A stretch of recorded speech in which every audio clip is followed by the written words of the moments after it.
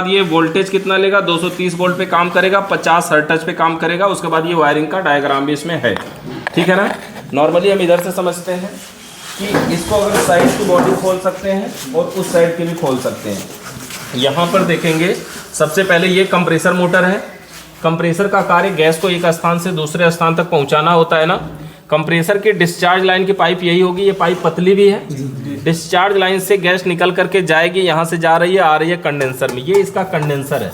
कौन सा कंडेंसर है ये? प्लेट टाइप कंडेंसर है। ये प्लेट का, लोहे का बना हुआ है, प्लेट टाइप कंडेंसर।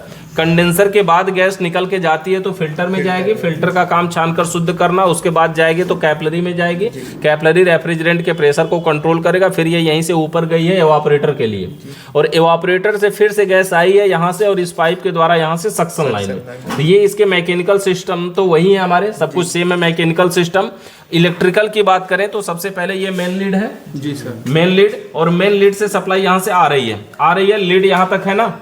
इस मेन लीड को और सप्लाई को जानने से पहले हम इससे कैपेसिटर और रिले को समझ लेते हैं ना। मेन चीज इसमें थोड़ा सा चेंजिंग है, इसका रिले अलग है और कैपेसिटर भी अलग है। इसकी पावर को हम यहाँ पे निकाल देते हैं और एक बार क्लियर करवाते हैं। ये रिले पहले चेक कर लेते हैं। ये रिले है। रिले को चेक करने के लिए सबसे पहले हम इसको कंटिन्यूटी मोड पे ऑन कर लेते हैं। मल्टीमीटर को कंटिन्यूटी मोड पर ऑन कर लेते हैं। दोनों पॉइंट को टच करवाते हैं, बीप की आवाज आ रही है। इस रिले में हमने बताया था कि एक साइड की दोनों पिनें एक ही होती हैं, दूसरी साइड की दोनों पिनें अलग होती हैं, है ना। जिस साइड की दोनों पिनें, देखिए इसकी पिनों को भी देखेंगे तो एक साइड की ये पिन मोटी मोटी है और दूसरी साइड में पतली है ना। अंतर दिख रहा है। हम इसको देखते हैं, एक साइड की दोनों पिनों पर रखते हैं यहाँ पर मल्टीमीटर को, और देखिए बीप की आवाज आ रही है, मतलब ये दोनों एक ही है। दूसरी साइड को हमने ये बोला कि ये दोनों एक नहीं है, यानी इसको चेक करेंगे तो बीप की आवाज नहीं आएगी ना। अगर इस रिले को निचले पोजीशन को दाहिने से बाएं चेक करें तो भी आएगा। ये दोनों कनेक्ट पॉइंट है ना, किसके जरिए कनेक्ट है? सिरेमिक डिस्क के जरिए, है ना। तो इसका मतलब ये है कि इस रिले का एक साइड की दोनों पिनें एक ही है, दूसरी साइड का दोनों पिनें अलग अलग है, लेकिन नीचे वाला दाहिने से बाएं सिरेमिक डिस्क के जरिए कनेक्ट है। ये चीज हो गया।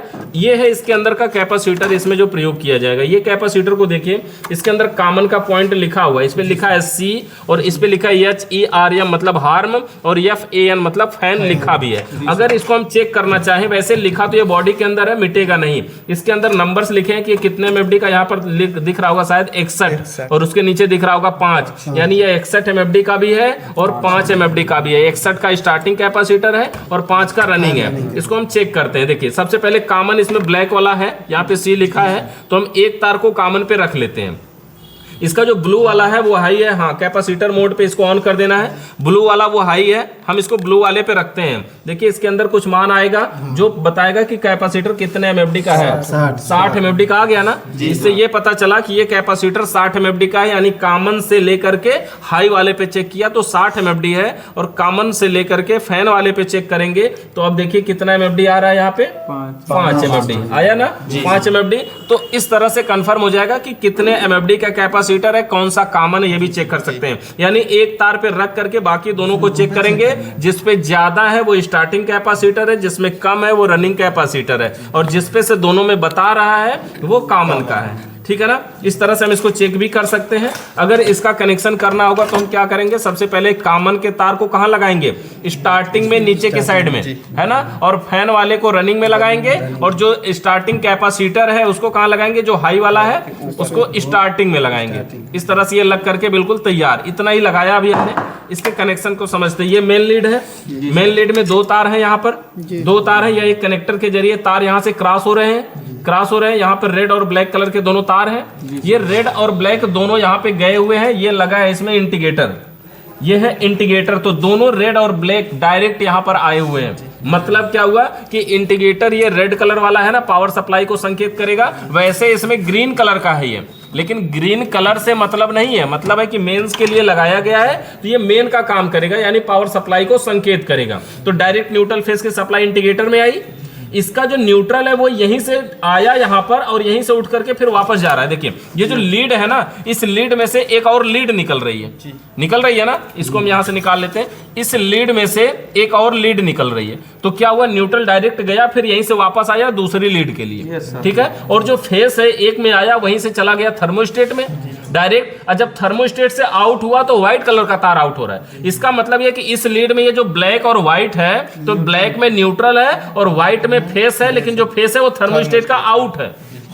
यही ना हुआ। उसके बाद ये दोनों में है, और यही दोनों तार देखिए, ये दोनों तार रिले और ओएलपी के लिए है। किसी को रिले किसी को ओएलपी में जोड़ देंगे तो कोई दिक्कत नहीं होगी। इसके अलावा ये वाला जो कनेक्टर है, ये कनेक्टर देखिए, दो तार, जो दोनों तार रिले ओएलपी में गए वही दोनों तार आगे और जा रहा है। आगे और जाने का मतलब कहां जाएगा? पंखा के लिए जाएगा, इसके फैन को चलाने के लिए जाएगा। ये इसका फैन है और इस फैन का भी ये कनेक्टर है। इस तरह से पंखा भी लग गया और ये दोनों तार हमारे रिले और ओएलपी में लग जाएंगे। रखिए इसको नीचे। ये जो रिले है ये कहां लगेगा? देखिए रिले का एक पॉइंट खाली है ना, तो न्यूट्रल या फेस कोई भी हम इसमें एक ठे लगा सकते हैं। फेस लगाना चाहे तो व्हाइट वाला लगा दें, न्यूट्रल लगाना चाहे तो ब्लैक वाला लगा दें। इसको इसमें खोस करके और जो एक ठे बच्चा उसको ओएलपी में भी जोड़ देंगे। पूरी वायरिंग इसकी कंप्लीट। हम इसको चला के भी दिखा देते हैं आपको। जैसे इसमें हम पावर देंगे, यहाँ पर देखिए स्विच को ऑफ कर लेते हैं और पावर देते हैं इसको। यहाँ पावर दिया, कंप्रेसर मोटर चालू हो गया ना। इस तरह से ये काम करता है इसका कंप्रेसर मोटर। इसका अभी फैन नहीं चल रहा है। इसका ये जो कनेक्टर है ना, ये फैन वाला कनेक्टर, इसका जो पिन है, अच्छा ये कंप्रेसर वाला निकल गया, वो मेन लीड ही निकल गया। इसका जो फैन वाला कनेक्टर है, ये देखिए तुरंत लगा दिया तो नहीं चलाना। क्यों नहीं चला? सिरेमिक डिस्क का काम है ना, वो हीट है, वो शॉर्ट नहीं मार पा रही है, इसलिए वो नहीं चल रहा है। तो इस हिसाब से ये कार्य करते हैं। हमारा फैन मोटर इसमें भी थोड़ा सा जाम है, इसको अभी हम चला सकते हैं। कनेक्टर भी इसमें से यहाँ से पिन दब करके पीछे चले जाती है। इसके अंदर देखिए पिन दो है ना, एक पिन पीछे दबी हुई है ना, दिख रही है, और एक पिन ऊपर है। तो जो पीछे दबी है वो कनेक्ट नहीं हो रही, इसलिए ये मोटर नहीं चला है। ठीक है, तो इस प्रकार से हम नॉर्मल इसका वायरिंग कर सकते हैं। इसको आप चेक कर सकते हैं। मेन काम इसमें है कि रिले को हम कैसे चेक करें, कैपेसिटर को कैसे चेक करें, और कैपेसिटर के तार को रिले में कहां जोड़ें। ये चीज खाली इतना मेन है इसमें, बाकी सब कुछ नॉर्मल है। ये थर्मोस्टेट की पूंछ है, थर्मोस्टेट की पूंछ है ना, ये यहाँ से देखिए एक पाइप निकली है, ये पाइप में उसी में डाली गई है, तो ये यहीं से कूलिंग को कंट्रोल कर लेती है, यहीं से सेंस करती है। ऑपरेटर के संपर्क में पाइप निकली हुई है, कंपनी ने ही बनाया हुआ है इसको। ठीक है, अब देखिए करके अगर